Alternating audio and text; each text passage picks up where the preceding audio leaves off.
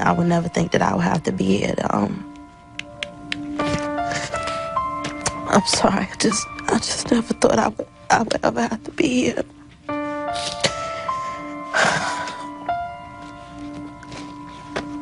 I just felt like if I ever, would have to talk about her in this way, she would be here to hear it. And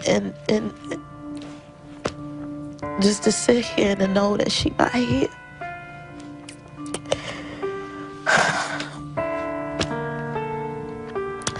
I'm sorry.